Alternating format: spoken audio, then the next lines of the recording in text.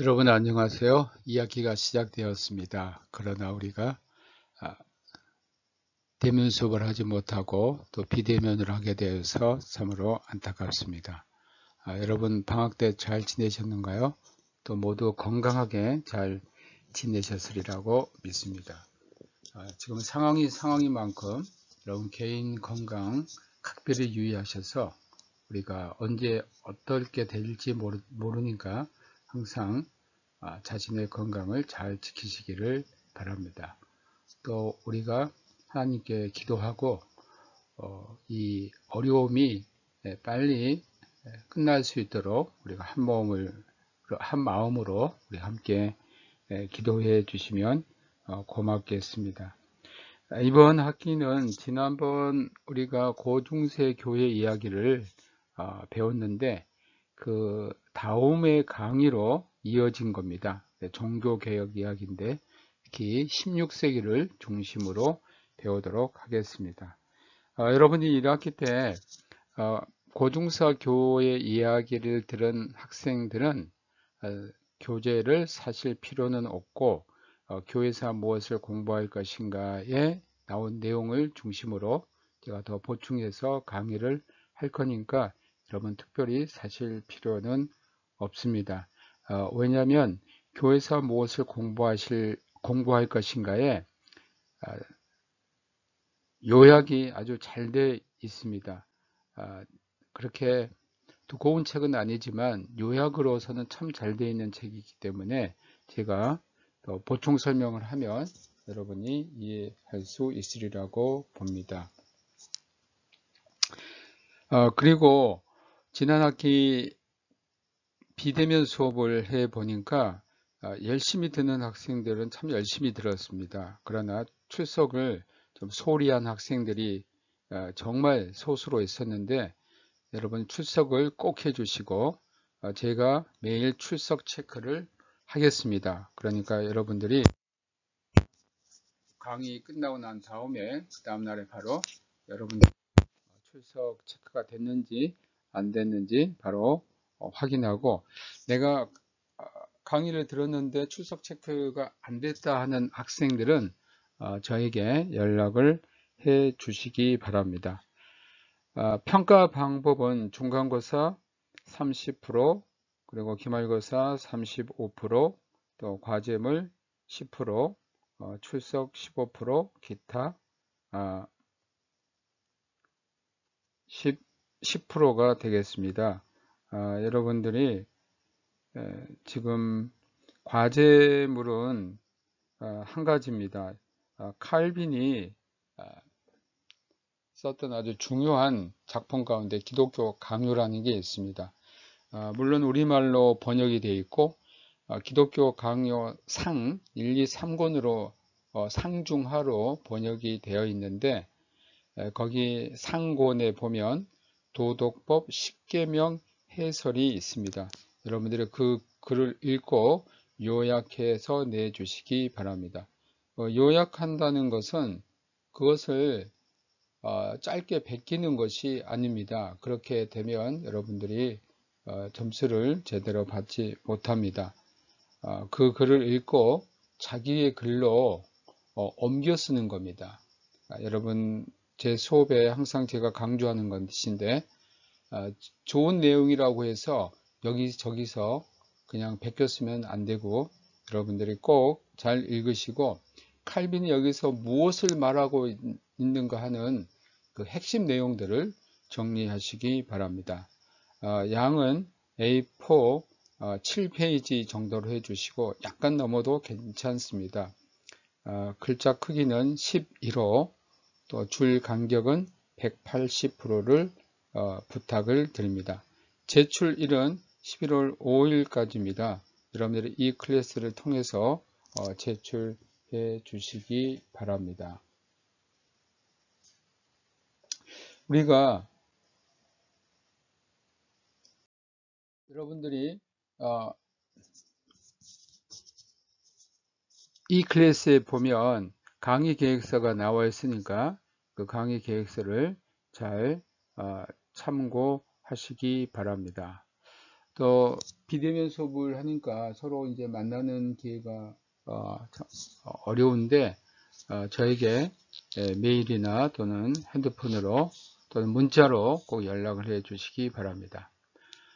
이번에 우리가 한 학기 동안 배우는 그 전체 내용을 간략히 말씀을 드리면 먼저 루터의 생애와 사상을 배우겠습니다. 루터의 생애는 종교개혁 연구하는 사람치고 다루지 않는 사람이 없습니다. 그 이유는 바로 루터의 생애와 종교개혁의 역사와 같이 하기 때문입니다.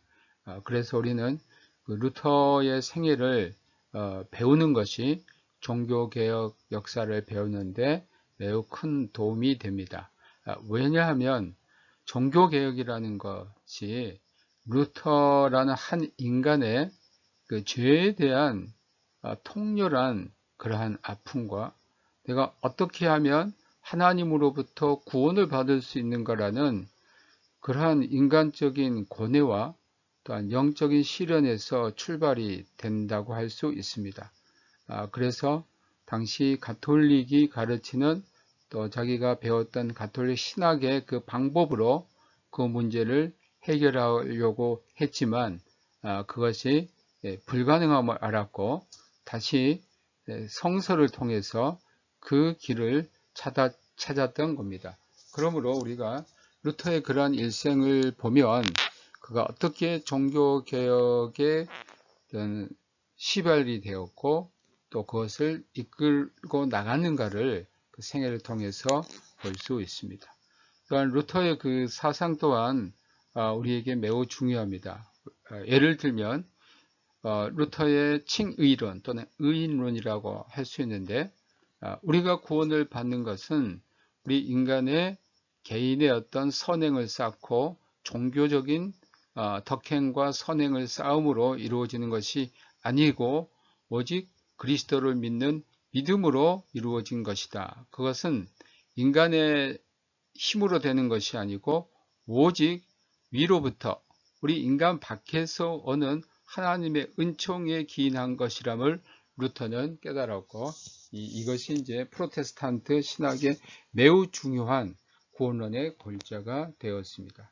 이건 한 예이고요. 그 외에 이제 루터의 그 사상은 매우 폭넓고 또 깊이가 있기 때문에 시간 우리가 다 배울 수는 없지만 중요한 것들은 배울 수가 있습니다. 두 번째 우리가 배우고자 하는 것은 종교개혁의 좌파라는 그 이름이 붙은 종교개혁이 이제 물론 진행되고 있는데 여기에 아주 급진적인 세력들이 등장합니다. 이러한 그 종교개혁의 좌파로 토마스 뮌츠와 16세기에 제세례파가 등장합니다. 이것이 여러분 이제 뭐 이단이라는 그런 내용은 아닙니다. 이것은 종교개혁을 또 다른 측면에 이루려고 했던 그런 하나의 운동이라고 볼 수 있습니다. 자, 루터가 독일의 비텐베르크를 중심으로 해서 종교개혁을 일으켰다라고 하면 또 루터와 동시대에 종교개혁을 일으킨 사람이 있습니다. 그가 바로 스위스 츠리히에서 종교개혁을 일으킨 푸드라이히 츠빙글리라고 할 수 있습니다. 루터와는 태어난 게 한 몇 개월 차이입니다. 루터가 1483년 11월에 태어났고 스윙글리는 1484년 1월에 태어났으니 두 사람 모두 다 동시대의 사람이었고 스윙글리의 그 종교개혁, 물론 이 스윙글리는 루터와는 약간 좀 성향이 다르다고 할까요? 그런 면이 있지만 사실 한 축은 비텐베르크, 또 종교개혁의 또 한 축은 스위스의 츠리히 이렇게 이어가고 있습니다. 그래서 우리가 스빙글리와 칼빈은 리포음드 처치의 종교개혁자다라고 말할 수 있습니다. 여러분 이제 개혁교회 그렇게 하면 실상은 주로 스빙글리와 칼빈의 사상을 이어받은 그러한 교회라고 할 수가 있겠고요. 루터 교회에 대해서는 Reformed Church란 말을 쓰지 않고요.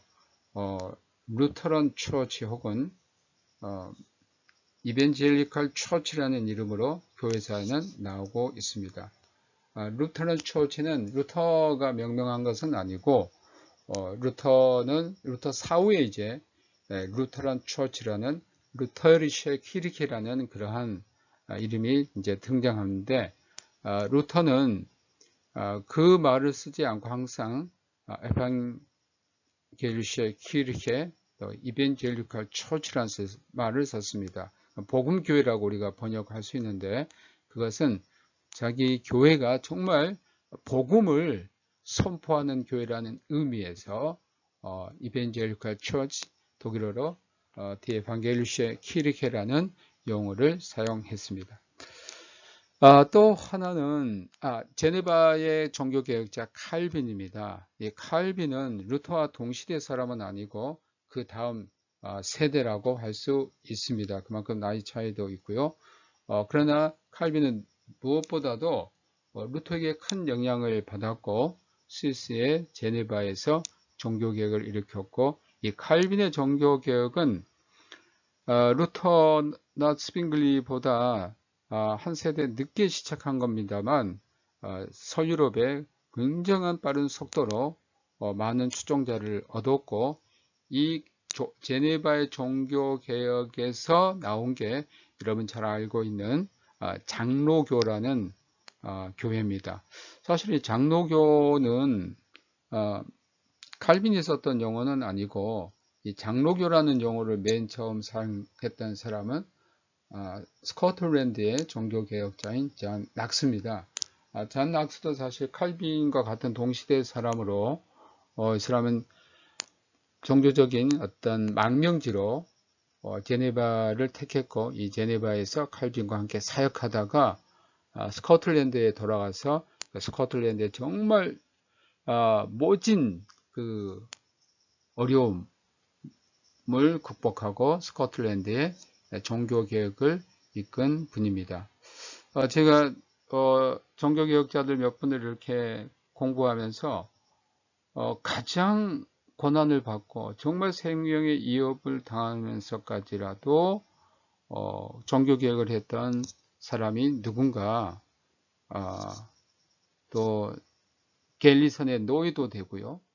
그분은 바로 스코틀랜드의 종교개혁자 잔 낙스입니다.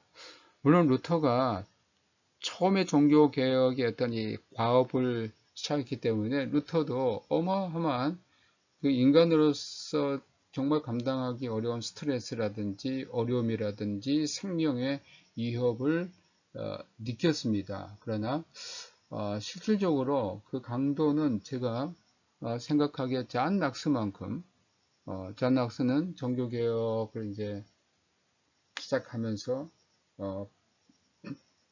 프랑스의 포로로 잡혀가지고 갤리선에 또 노예로 있다가 영국 왕 에드워드의 그런 도움으로 풀려나고 그런 것을 볼 때에 가장 그 신체적인 어려움까지 당했던 사람은 바로 잔 낙스라고 보여집니다. 그 다음에 영국의 종교개혁이 일어났는데 영국의 종교개혁은 좀 성격이 다릅니다. 이 영국의 종교개혁은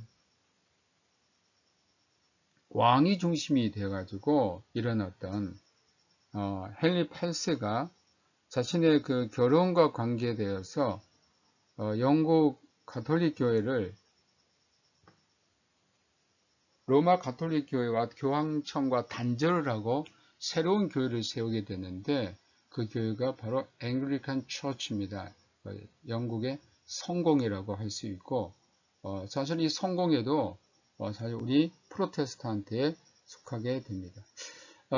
이렇게 종교개혁이 유럽의 전 연역에 퍼져 있었고 그럼 가톨릭은 어떻게 됐느냐? 가톨릭은 이러한 프로테스탄트 종교개혁에 대항하는 자기 안에서의 종교개혁을 이루어가는데 가톨릭의 그러한 정체성을 굳게 지키며 일어났던 운동이 바로 가톨릭의 반종교개혁이라고 합니다. 이 반종교개혁의 어떤 핵심은 트리엔트 공의에서 신학적으로 정해집니다.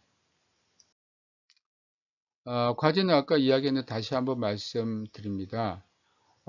칼빈의 기독교 강요 상, 도덕법 10계명 해설 요약하시고요. 도서관에도 칼빈의 기독교 강요가 있으니 빌려보시기 바라고, 크리스천 다이제스트에서 나온 책입니다. 다시 성적 말씀드립니다. 중간고사 30%, 기말고사 35%, 가제물 10%, 출석 15%, 기타 10%가 되겠습니다. 여러분, 기말고사는 만일 대면 수업이 되면요, 기말고사는 객관식으로 치르도록 하겠습니다. 중간고사는 논술형으로 칩니다. 그런데 만일 대면 수업이 기말고사 때도 되지 못한다면 기말고사는 같이 중간고사와 같이 논술형으로 시험을 치르도록 하겠습니다. 여러분들이 시험에 물론 관심이 많은 줄 압니다. 여러분들이 무엇보다도 학업을 성실히 하면 시험을 잘 치를 수 있으리라고 믿습니다. 우리가 종교개혁 하면 되게 루터와 복음교회, 그러니까 루터교회와 카톨릭이 종교적인 평화를 이루었던 1550년까지를 대부분 다루고 있는데, 그리고 그 다음부터는 약간 좀 차이는 있습니다만, 루터교 정통주의 또 개혁교회 정통주의, 프로테스탄트 정통주의 시대로 넘어갑니다. 첫째 단계는 1517년부터 1521년입니다. 이 17년부터 21년까지는 문서 중심의 종교개혁이라고 할 수 있고, 주로 루터와 카톨릭 간의 그런 문서 논쟁이 매우 많습니다. 이 1517년을 시작으로 잡는 것은 루터가 95개의 논제라는 사면부의 효능에 관한 95개 조항을 가지고 가톨릭과 이제 토론을 하기 위한 그 문서가 바로 1517년에 95개 논제입니다. 이제 여기에서 시작한다라고 일반적으로 보고 있습니다. 사실 루터가 95개 논제를 붙일 때는 내가 종교개혁을 해야 되겠다는 그런 개념은 전혀 없었습니다. 단지 가톨릭 교회에서 지금 잘못 시행하고 있는 죄 용서에 대한 방법에 대해서 잘못하고 있다는 겁니다. 여러분들이 이제 면죄부로 알고 계시는데, 그것은 제가 이제 번역상의 문제로 사면부라고 이렇게 용어를 쓰고 있습니다. 그게 더 원래 그 인돌전스의 의미에 가깝기 때문입니다. 면죄부하면 죄로부터 우리가 사함을 받는다라고 단순하게 생각할 수 있지만, 사실은 더 강조되는 것은 죄의 그 결과로 받는 형벌로부터 자유함을 말하는 것입니다. 그러니까 사람들이 이것은 면죄부로 하는데, 사실은 사면이 더 정확한 게, 사면이라는 뜻은 죄와 그에 따른 형벌로부터 면함을 받는 겁니다. 그래서 저는 사면보다 이제 이렇게 용어를 바꿔 썼습니다. 한국 교회와 또 신학계에서도 이 용어는 분명히 바꿔야 된다라고 생각합니다. 왜 면죄부라 썼을까? 아마 다른 나라에서, 예를 들면 일본이나 또는 중국에서 면죄부라는 용어를 썼기 때문에 면죄부를 사용하지 않았나 생각합니다. 그러나 그 내용을 정말 자세히 읽어보면 사람들이 죄 때문에 이 증서를 산 것이 아니고, 그 죄에 따른 그 형벌이 바로 현세에서 받을 형벌입니다. 그러나 처음에 현세에서 받을 형벌이 됐다가 나중에는 그 연옥에서 받는 형벌로부터도 면제를 받아 천국에 간다, 이제 이런 내용을 담고 있기 때문에, 물론 우리 프로테스탄트는 연옥을 믿지 않습니다. 그냥 성경에 내용이 없기 때문에 성경적이지 않다 해서 믿지 않지만, 가톨릭은 지금도 연옥에 대한 것들 믿고 있습니다. 그것은 뭐 거기에 대해서 지금 논쟁하는 그런 신학 그 토론의 장이 아니고, 가톨릭은 그렇고 우리 개신교는, 프로테스탄트는 연옥을 믿지 않는 이유는 루터나 또 칼빈, 또 스빙글리 이런 종교개혁의 지도자들이 다 연옥을 부정하고 연옥의 존재설을 성경에 없다는 것으로 부정하고 있기 때문입니다. 그 다음에 이 사면부 논쟁이 일어나게 되자 로마 교회에서 이제 루터에 대한 이제 소송을 합니다. 그래서 결국은 루터가 이제 1521년에 제국의회에서 당시 신성 로마 제국 또 독일의 황제인 칼 5세로부터 국외 추방령을 받고, 이제 루터는 사실 독일에서 있을 수 없는, 어떻게 보면 제국에서 볼 때 범죄자의 그런 낙인이 찍혔습니다. 그래서 이제 루터가 피신 생활을 하게 됩니다. 그리고 이때 또 한 가지는 하이델베르크 논쟁이 1518년 4월에 있습니다. 이 하이델베르크 논쟁은 독일에 있는 아우구스틴 은자수도의 그 4월에 열리는 정기총회였습니다. 여기에서 이제 루터의 선생님인 슈타우피츠가 루터에게 자신의 신학을 대변할 수 있는 그런 장을 마련해 주기 위해서 루터에게 토론자로 그러한 지목을 해 주는데, 루터는 1517년 95개 논제에 대한 자신의 신학적 입장을 말한 것이 아니고 자신의 새로운 신학, 그게 바로 십자가 신학입니다. 여기에서는 새로운 신학을 발표를 합니다. 결국 1517년에 이 사면부 논쟁에서 이제 유발되어 결국 가톨릭으로부터 아우크스부르크에서 카예탄 추기경으로부터 1518년 10월에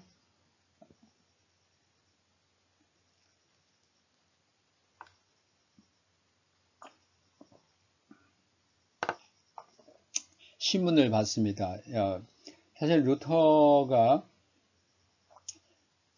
이렇게 독일의 아우크스부르크에서 신문을 받게 될 수 있었던 것은 로마 교황청에서는 루터에게 즉시 로마로 60일 내에 나타나야 된다는 그러한 공문을 보내지만, 루터를 보호하기 위해서 루터의 그 선제호인 프리드리히는 어떻게 해서든지 루터의 문제를 독일에서 해결하려고 했고, 그래서 정치적인 그런 어떤 협상하에 루터는 로마에 가지 않고 로마 교황청의 추기경 카예탄이 독일의 아우크스부르크에 와서 루터를 신문합니다. 그러나 루터는 자신의 이제까지 주장했던 것들을 철회하라는 명령을 받습니다만, 루터는 그것을 철회하지 않았습니다. 그리고 1519년 1월부터 7월까지 라이프치히 토론이 있고요. 이 라이프치히 토론을 통해서 루터는 자신의 아주 든든한 지지자인 인문주의자들을 얻게 됩니다. 이건 우리가 또 자세히 알아보도록 하겠습니다. 그리고 루터의 그 논문들이 중요한 그 종교개혁의 3대 논문이 1520년에 등장합니다. 둘째 단계는 1521년부터 24년까지 역사운동으로서 이제 종교개혁입니다. 이때 이제 루터는 1521년 보름스 그 칙령을 받고, 사실은 이제 그 후로는 종교개혁 운동의 새로운 단계로 진행이 됐는데, 이 역사운동으로서 종교개혁은 루터가 어떻게 뒤에서 조종한 것도 전혀 없는데, 자연적으로 출발하게 됩니다. 예를 들면 츠빙글리의 지도 아래 쥐르이에서 종교개혁운동이 시작하고, 또 소위 종교개혁의 좌파라고 하는 칼슈타트 뮌츠어, 그러니까 영성주의자들과 제세례파들이 등장하게 되고요. 또 루터는 사회적이고 경제적인 생활의 문제에 대한 입장을 여기에서 밝힙니다. 그러니까 루터가 여기에서 종교적인 그 내용뿐만 아니라 사회와 경제에 대한 내용까지 다루고 있습니다. 셋째 단계는 1525년으로 종교개혁 1기의 단계인데, 이때 바로 두 가지 큰 사건이 이제 등장합니다. 하나는 농민전쟁이 일어나고요.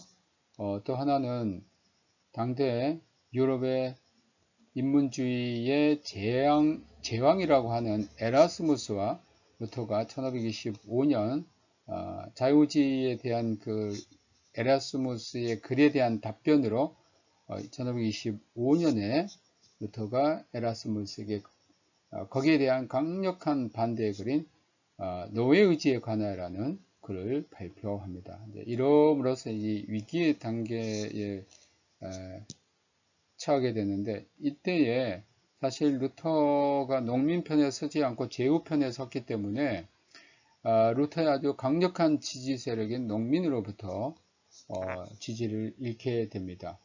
그럼으로써 이제는 종교개혁이 제후의 어떤 힘에 의지하는 종교개혁으로 성격이 바뀐 해라고 할 수가 있고요.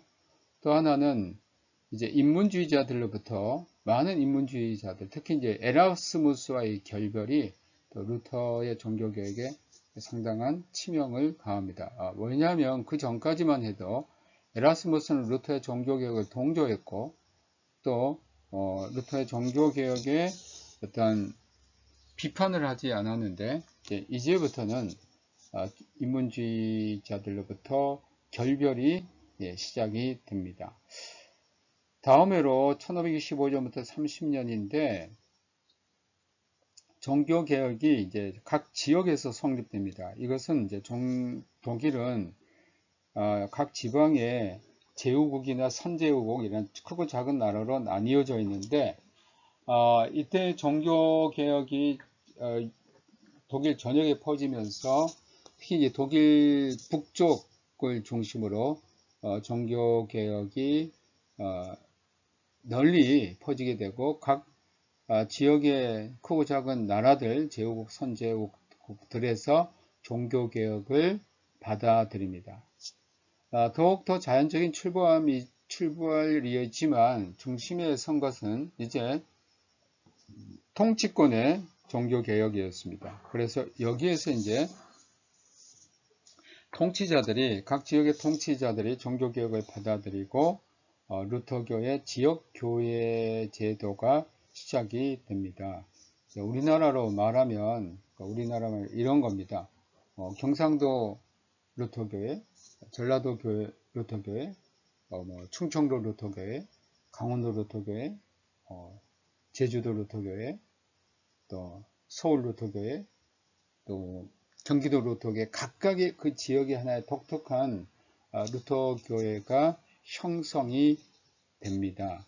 지금도 사실 독일의 루터교회는 각 그 주마다 거의 주로 나누어져 있는데, 각 주에 그러한 독자적인 행정권을 가진 루터교회입니다. 다섯째 단계는 1530년부터 1546, 47년인데, 이 1530년에 또한 루터교회의 최초의 신앙 고백인 아우크스부르크 신앙 고백서가 멜랑키톤의 작성하에 이루어지고요. 이제 루터파들이 자신들의 어떤 보호를 위해서 슈말칼덴이라는 군사적인 또 정치적인 동맹을 결성을 합니다.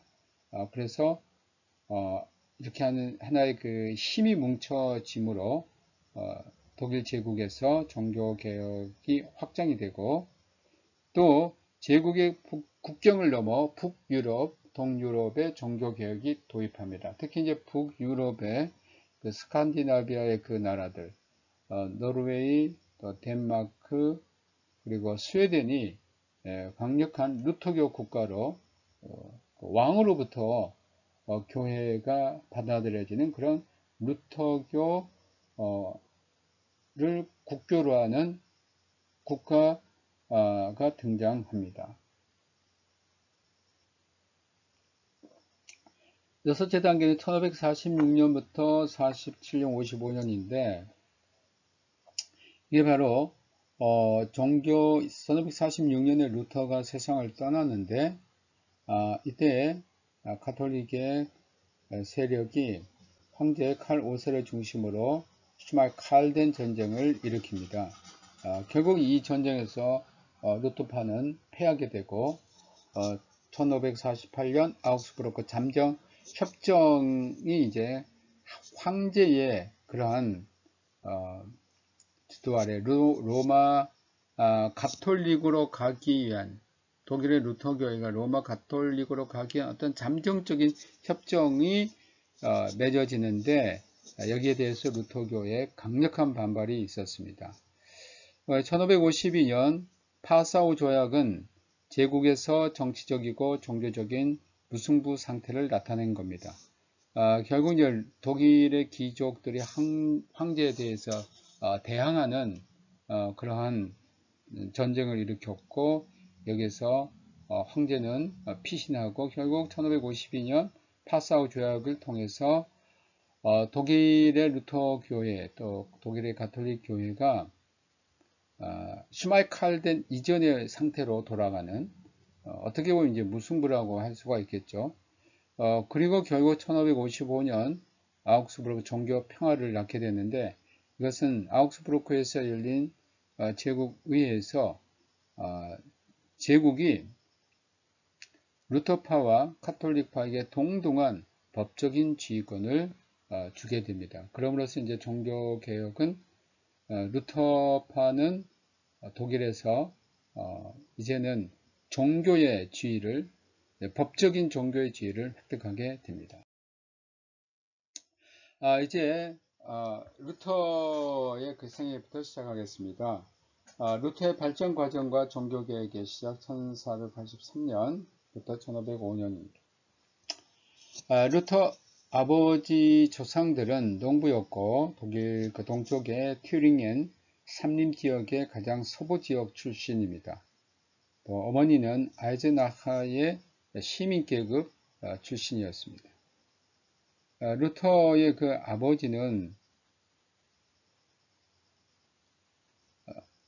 장자도 아니었고 둘째 아들이었습니다. 그런데 그 작센의 그러한 제국법에 의하면 아버지의 그 가업은 전부 막내 아들에게 돌아가게 되어서 루터의 아버지 한스는 결국 자기 집을 떠나서 구리광산에서 광부로 일했는데 정말 성실하게 일을 해서 재련 공장의 현장 주임이 되는 그래서 실제로 재련을 할 수 있는 그런 지위까지 올라가게 되고 어느 정도 경제적인 안정을 취하게 됩니다. 이 지도는 루터가 태어난 그 아이슬레벤 중심의 그러한 주변 도시입니다. 여러분들이 유럽 지도는 좀 생소할 것입니다만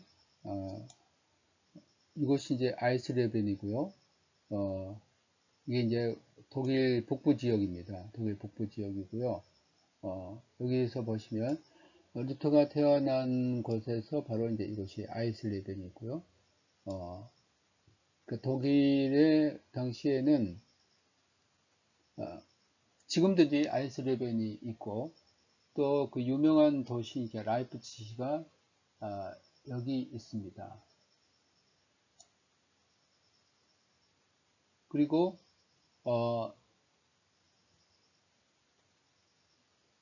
또 헤센의 중심 도시인 또 마르부르크 이제 이곳에 있습니다. 이제 이런 지역들이 사실 당시에 이제 종교개혁의 중심지라고 할 수가 있겠고, 또 중요한 도시라고 할 수 있는데, 사실 아이슬립에는 굉장히 작은 도시입니다. 지금도 뭐 상당히 작은 도시지만, 그 루터로 인해서 굉장히 유명해지게 된 도시였습니다.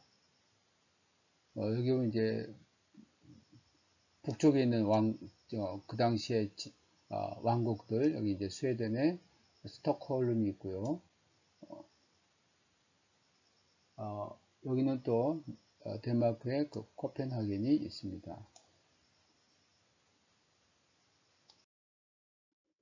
루터는 1483년 11월 10일 아이슬리벤에서 태어났습니다.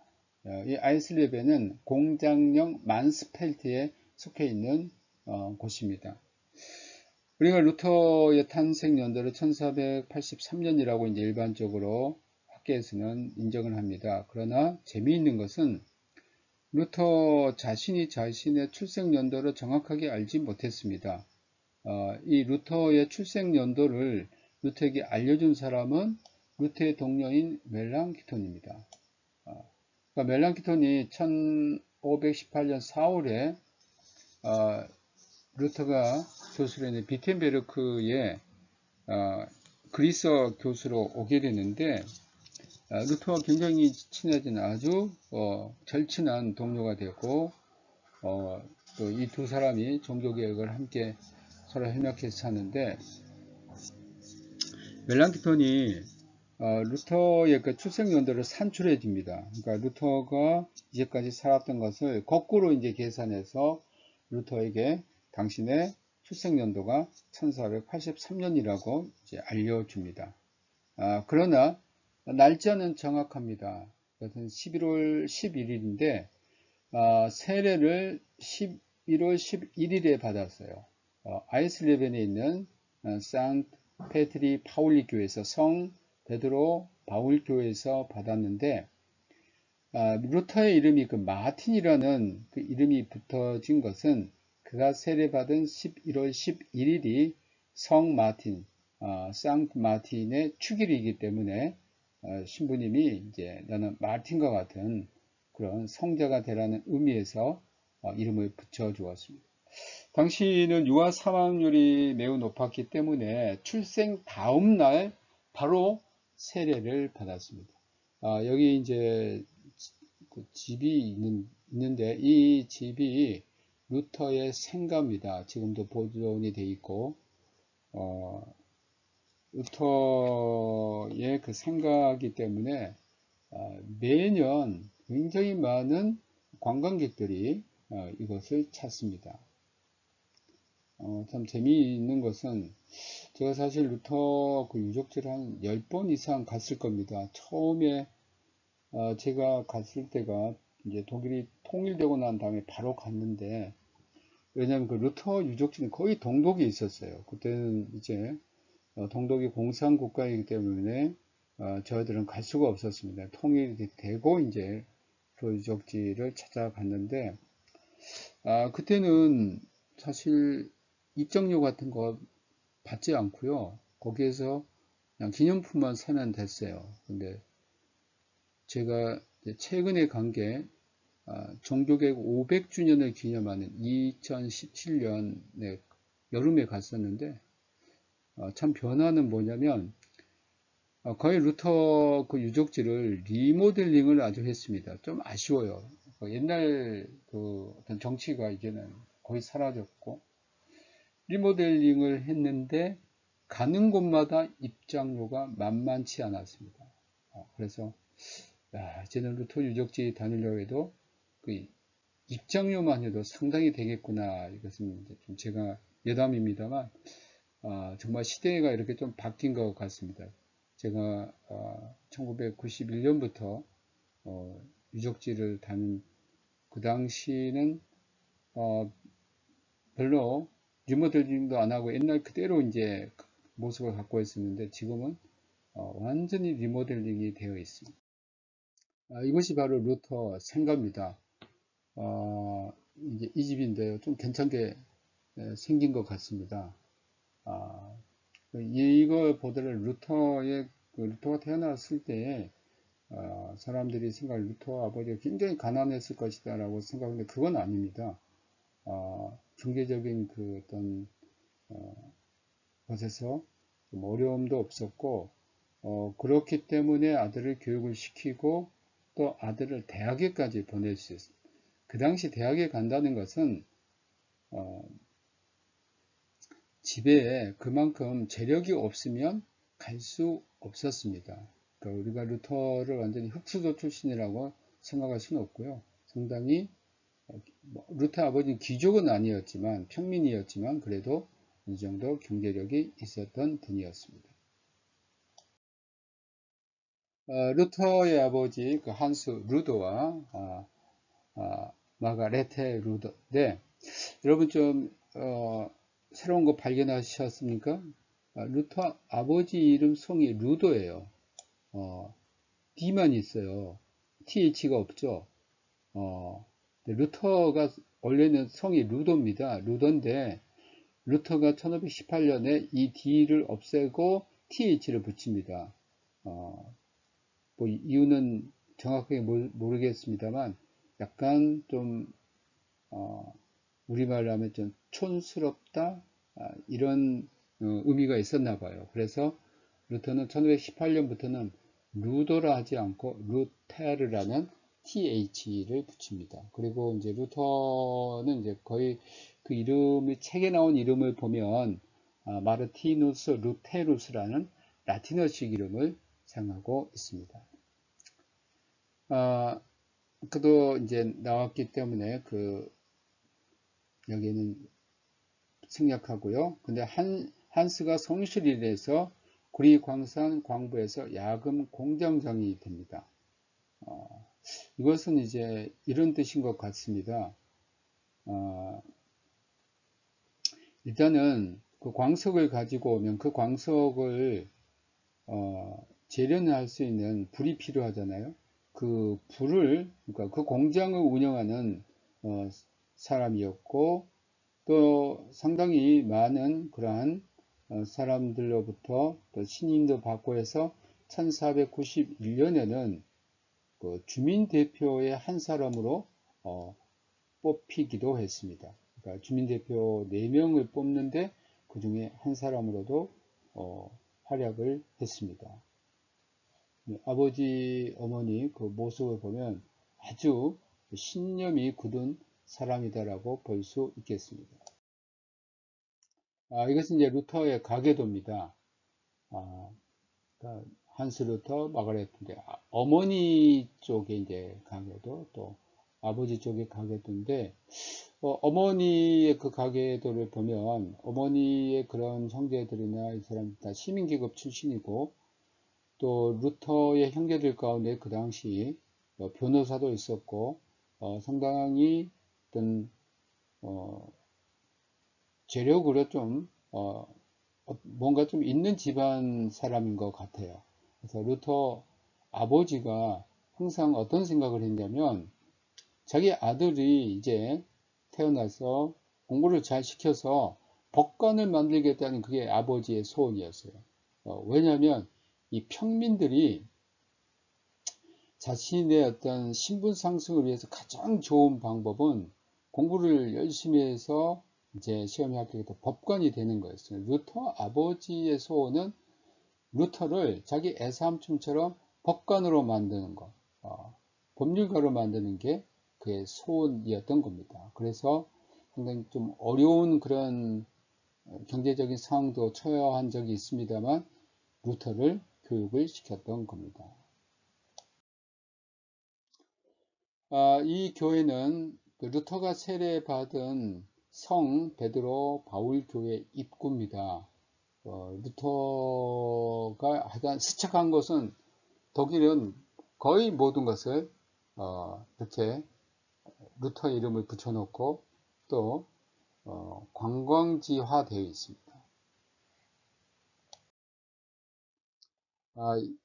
루터가 세례받은 성 페트리 파울리 교회, 성 베드로 바울 교회 네 군데 과거엔 제가 2017년에 가서 깜짝 놀랐어요. 과거엔 이런 것도 전혀 없었는데 새로 리모델링을 했어요. 그리고 이 밑에 그 물이 흐르더라고요.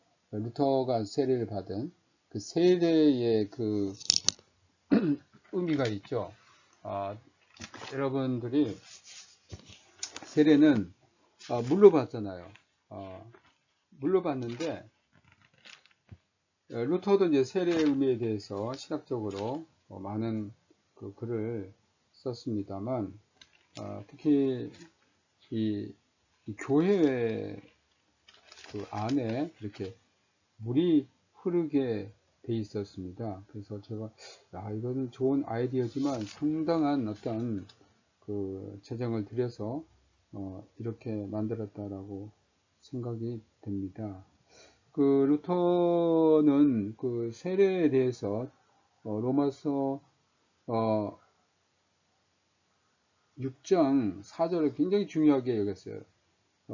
그의 죽으심과 합하여 세례를 받음으로 그와 함께 장사되었나니 이는 아버지의 영광으로 말미암아 그리스도를 죽은 자 가운데서 살려신 것 같이 우리를 또한 새 생명 가운데서 행하게 하려 하심이라. 이제 이 말씀을 아주 중요하게 여겼고, 우리가 이 물에 들어간다는 것은 과거의 사람이 이제 장사되고, 또 세례는 이제 물에서 계속 있는 게 아니고 올라오는 거잖아요. 그러면 다시 그리스도와 새 생명이 돼서 부활 생명의 생명으로 산다. 이제 이런 의미. 이것은 이제 루터가 세례를 받을 때 이제 여기에 이제 물이 흥건히 개어 있었겠죠. 이 세례반에서 세례를 받았습니다. 루터가 세례 받았던 세례반이라는 그러한 것이 지금도 전해지고 있습니다. 그리고 이제 이것은 루터가 여기에서 세례를 받았다는 그 기념석이 여기 있습니다. 여기 보면 그 마틴 루터가 1483년에 여기에서 그 세례를 받았다는 그 기념석이 여기 있습니다. 아마 이 기념석은 1913년에 세워진 것 같아요. 그리고 이 안에 루터의 그 문장인 루터의 장미 마틴 루터스 로즈가 있습니다. 이것은 루터의 그 전면 모습을 그린 건데 제가 이 그림은 어디에 붙여 있냐면 그 루터의 생각 안에 있는 게 아니고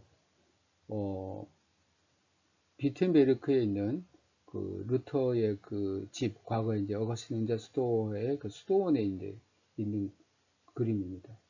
여러분 이 그림을 보면 루터가 굉장히 커 보이죠. 근데 사실 루터는 그렇게 큰 키는 아니었습니다. 루터는 아이슬레벤에서 태어나서 자기 고향 아이슬레벤에서 세상을 떠납니다.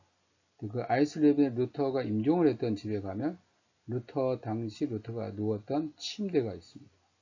그 침대를 보면 그 사람의 키를 대충 알 수 있겠죠.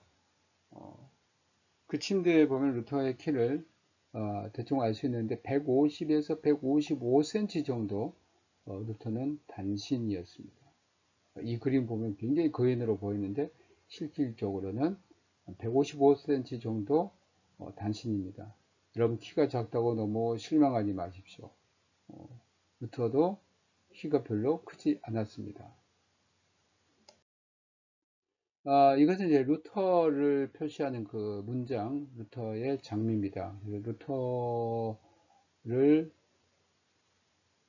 말하는데 항상 이 장미가 많이 상징적으로 따라다닙니다. 루터의 아버지는 루터에 대한 교육열이 대단했고요. 그래서 일단은 루터를 집을 떠나게 해가지고 만스펠드에서 좀 어렸을 때부터 우리로 보면 초등학생 정도 되잖아요. 1496년이니까 이제 이 아이를 교육시키기 위해서 만스펠드에서 1496년부터 97년 또 막데부르크 이제 막데부르크는 루터의 부모들이 살지 않는 곳입니다. 이제 루터의 부모가 만스펠트로 옮기는데 만스펠트에서 학교를 다니다가 더 큰 도시 막데부르크로 학교를 옮깁니다. 루터만 이제 막데부르크 가고요. 그 다음에 아이젠하흐에 갑니다. 1498년부터 1501년에 라틴어 학교를 다녔습니다.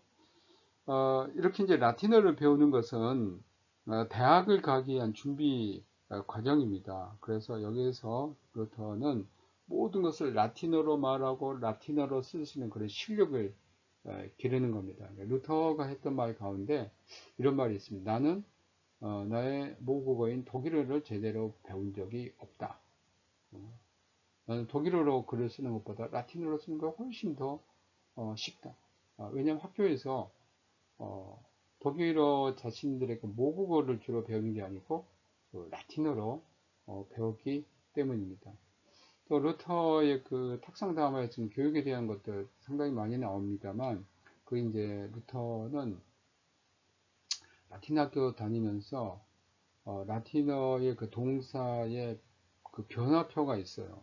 그 변화표를 선생님이 제대로 가르쳐 주지 않으면서 그것을 못 외웠다는 이유로 이제 선생님한테 엉덩이를 맞는 굉장히 많이 맞은 것 같아요. 그래서 거기에 대해서 그때는 매우 잘못된 교육이라고 불평을 했고 체벌하는 것이 교육이 아니다라는 그 체벌에 대해서 굉장히 반대하는 그런 글들을 씁니다. 왜냐하면 자신이 어렸을 때 그게 굉장히 상처로 남았던 것 같아요. 선생님들이 그렇게 하지 않고도 교육을 시킬 수 왜 무조건 때릴까?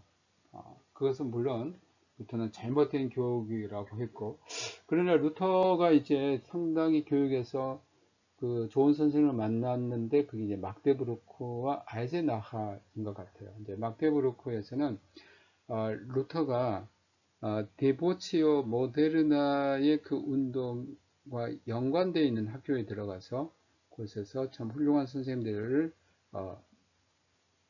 만났습니다. 그리고 이제 루터의 어떤 그 가정의 그 분위기인데 당시 사회적인, 교육적인, 신앙적 관점에서 볼 때에 루터의 가정이 뭐 별다른 것은 없었다는 겁니다. 어떤 사람이 루터가 종교개혁자가 된 것은 그 가정에서 특히 이제 그 가정에서 영향을 많이 받아서 종교적인 영향을 많이 받아서 저가 종교개혁자가 됐다라고 하는데 그건 아니고 일반적으로 중세 후기에 독일의 가정은 매우 종교적이었다는 겁니다.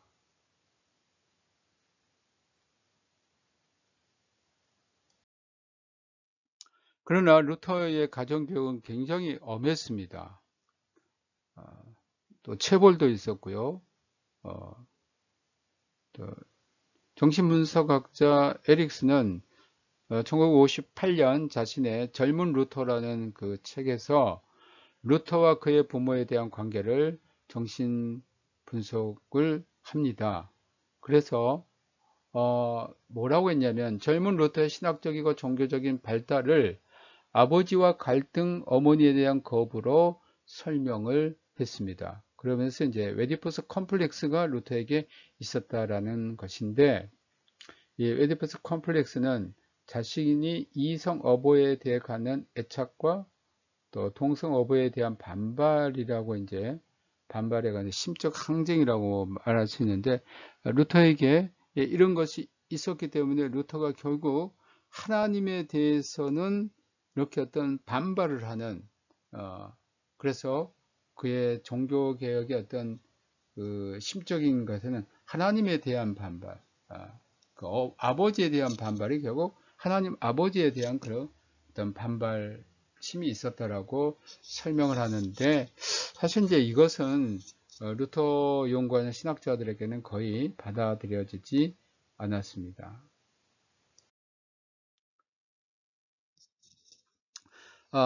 에릭슨은 루터 하나님에 대한 상이 바로 자기 아버지 상에 근거한 것으로 본 건데 이 견해는 루터 글에서 그 근거를 댈 수 없습니다.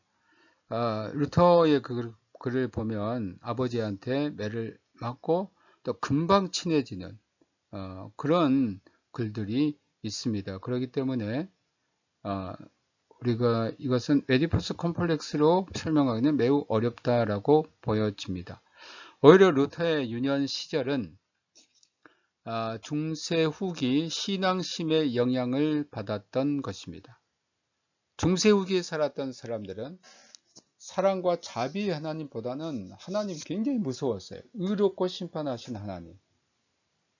또 그리스도에 대해서도 십자가에 달리시기까지 우리를 사랑하셔서 그 고난을 받는 예수 그리스도보다는 세상을 심판하는 그리스도로 일반적으로 인식하고 있었습니다.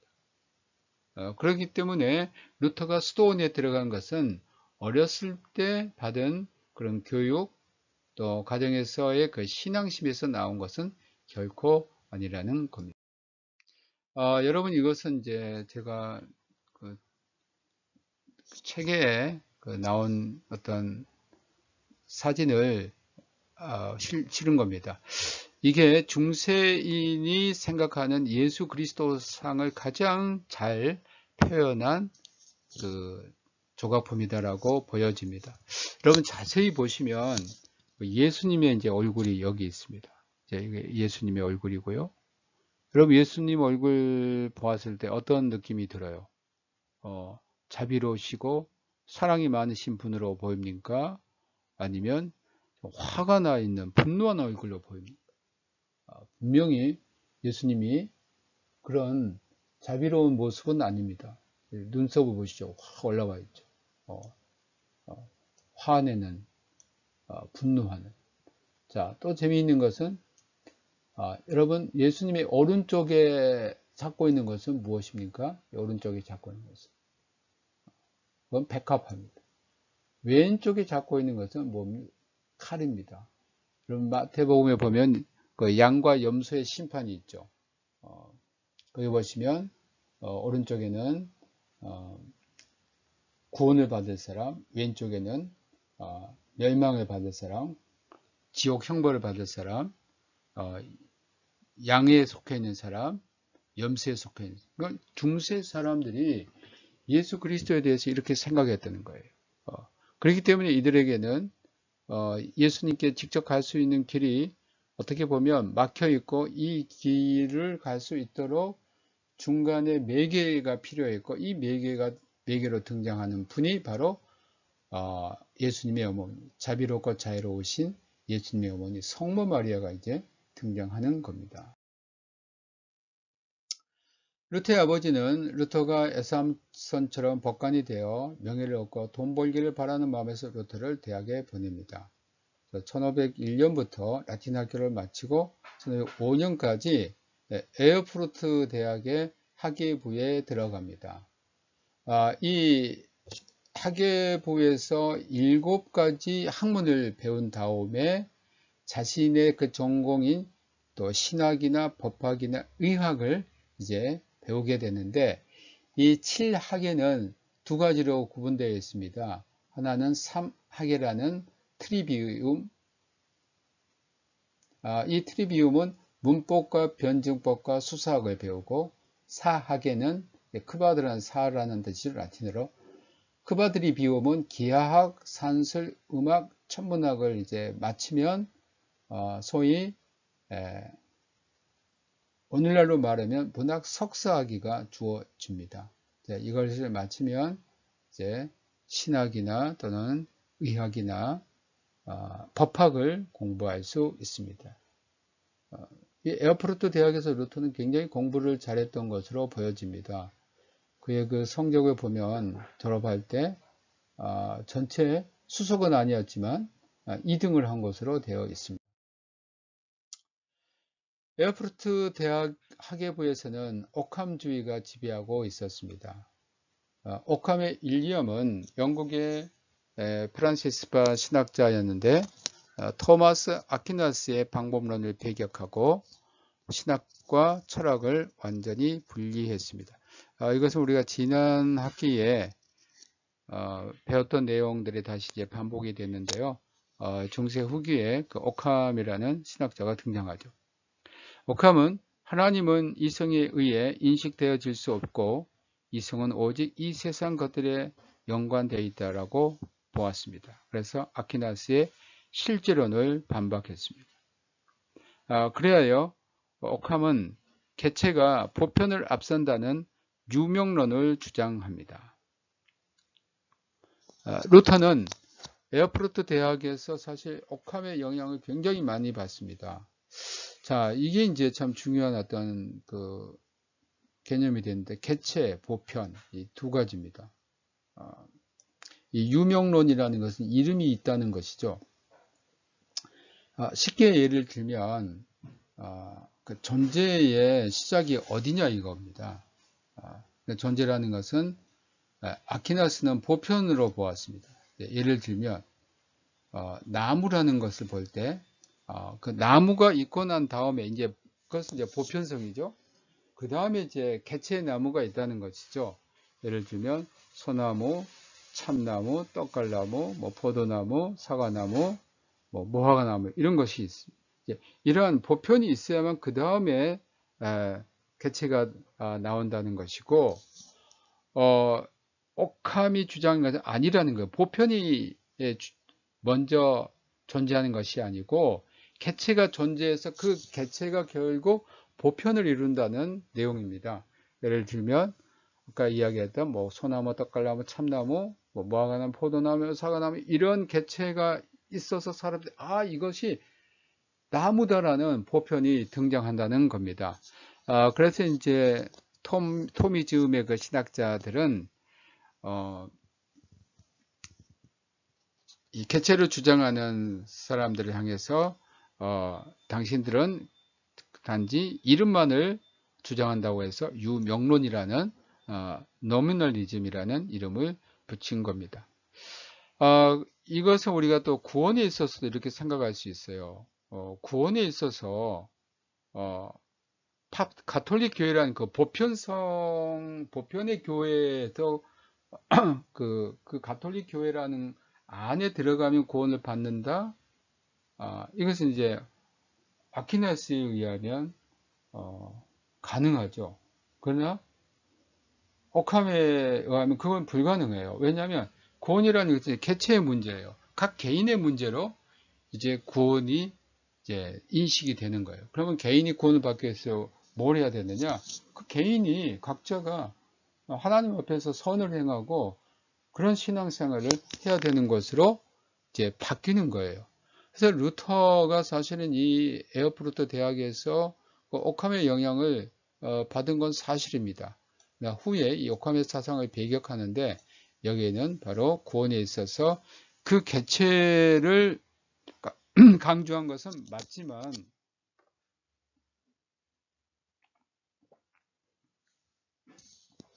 각 개인이 자신이 어떤 구원의 주체가 되어서 구원을 받는다는 것을 루터는 배격했던 겁니다.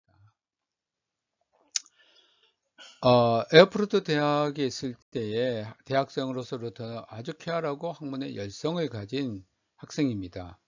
그렇게 이제 전해집니다. 루터의 그 초상화를 보면 굉장히 의지가 단단한 그 사람으로 보입니다. 근데 이제 루터가 종교 개혁을 하면서 그렸던 주로 초상화인데 대학교 다닐 때는 굉장히 쾌활했다고 합니다. 또 음악도 즐기고 또 시도 즐기고 또 학문에 열성을 가진 그가 대학 생활에 수도사처럼 지내지는 않았다고 합니다. 그러나 철저한 가톨릭 신자였고 또 음악과 시를 즐기는 학생으로 직접 현악기를 연주할 수 있는 실력도 가지고 있었습니다. 그의 음악적 재능은 후에 종교개혁의 찬송가 작사 작곡에 나타납니다. 루터가 종교개혁을 하면서 또 하나 이제 예배의 그 의식을 개혁하는데요. 여기에 이제 프로테스탄트의 새로운 찬송이 등장합니다. 루터가 직접 지은 것도 있고 작사 작곡을 선수했습니다. 여러분, 루터의 그 유명한 찬송가가 많이 있는데 그 중에 가장 유명한 것은 내주는 강한 성이요 시편 46편을 근거로 한 그 찬송인데 이 찬송은 루터가 직접 작곡 작사한 찬송입니다. 그것은 종교개혁 초기에 나온 것이 아니고 상당히 종교개혁이 무로 익어가는 때 나온 겁니다. 루터를 가르쳤던 그 대학의 그 선생님들은 아이젠하워 출신의 트로트 페터와 우칭겐 출신의 아르놀디인데 이 사람들은 다 오캄주의자들이었습니다. 1502년 가을 문학사 학위를 받고 1505년 7월에 마기스타 아르티움 문학 석사 학위를 받습니다. 이 바카라울레우스 대 프라이엔큐스대 문학사는 3회학을 마치면 받는 거고요. 그 다음에 나머지 크바드리 비용을 받으면 이제 문학 석사가 됩니다. 그래서 루터는 아버지 소원대로 1505년 5월 20일 에어포르트 대학교에서 법학으로 공부를 이제 실질적으로 시작을 합니다.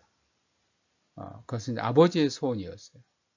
그런데 이제 법학 공부를 시작한 지 얼마 안 돼서 아버지 소원이 아닌 전혀 다른 그 인생이 전개됩니다. 이제는 아버지의 손에, 아버지가 원하는 데가 아닌 하나님의 손에 이끌리는, 하나님이 원하는 그런 삶으로 대전환을 하게 됩니다. 여러분, 인생이라는 것은 참 알 수 없습니다. 내 뜻대로 한다고 해서 되는 것도 아니고 또 안 되는 것도 아닙니다. 우리가 역사 공부를 하면서 더 루터 공부를 하면서 칼빈도 마찬가지입니다만 종교개혁자들의 그런 일생을 보면 그들의 원하는 삶이 아닌 하나님이 그냥 이끄시는 삶, 그런 삶이었다라고 봅니다. 여러분들도 여러분의 인생을 정말 하나님 앞에 맡기고 하나님 내 인생의 길이 어디 있습니까?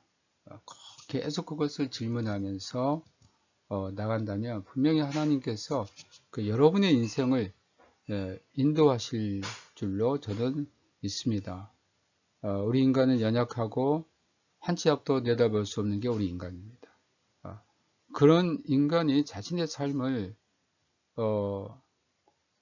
산다는 것보다도 물론 자신의 어떤 인생에 있어서 전체 그 그림은 있어야 되겠죠. 그러나 그것대로 사는 것이 아닌 정말 하나님이 이끄시는 삶이 무엇인지 우리가 생각하고 준비한다면 하나님이 분명히 여러분들을 하나님이 원하신 인간, 하나님이 원하시는 그런 인생으로 삶을 전환시켜 주실 줄로 믿습니다. 다음 시간에 계속 하겠습니다. 수고하셨습니다. 안녕히 계세요.